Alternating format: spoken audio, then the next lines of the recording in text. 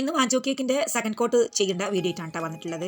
ഞാൻ ആദ്യം കേക്ക് ഉണ്ടാക്കി തുടങ്ങിയ അന്ന് മുതൽ മാത്രമാണ് സ്ക്വയർ കേക്ക് ചെയ്തിരുന്നത്. പക്ഷേ ഇപ്പോൾ വീണ്ടും ചെയ്യാനൊരു ആഗ്രഹം. അധികം കേക്കിൻ്റെ സ്ക്വയറും അതുപോലെ റൗണ്ടൊക്കെ അത് എൻ്റെ ഇഷ്ടത്തിന് വിട്ടുതരുന്നതാണ്. അപ്പോൾ റൗണ്ട് കേക്ക് ചെയ്യുന്ന പോലെയല്ല, ഇതിൻ്റെ എഡ്ജൊക്കെ കുറച്ച് ഷാർപ്പാക്കി വരാൻ കുറച്ച് പണിയാണ്. ബിസിനസിൻ്റെ കാര്യമായിട്ട് ഞാൻ പറഞ്ഞത്. നമ്മൾ വിചാരിച്ചാൽ സാധിക്കാത്തതായിട്ട് ഒന്നുമില്ല അല്ലേ. ഇതിപ്പോൾ ഞാൻ എൻ്റെ ഒരു ഇഷ്ടത്തിന് ഡിസൈൻ ചെയ്യുകയാണ്. നമുക്ക് പുറത്തേക്ക് കൊടുക്കാനുള്ള കേക്ക് അല്ലാത്തത് കൊണ്ട്. കേക്ക് കഴിച്ചവർക്കൊക്കെ നന്നായിട്ട് ഇഷ്ടപ്പെട്ടിട്ടുണ്ട് കേട്ടോ. ഞാൻ വാഞ്ചോ കേക്ക് പുതിയ രീതിയിൽ ചെയ്തതാണെന്ന് പറഞ്ഞപ്പോൾ നല്ല സൂപ്പറായിട്ടുണ്ടെന്ന് പറഞ്ഞു.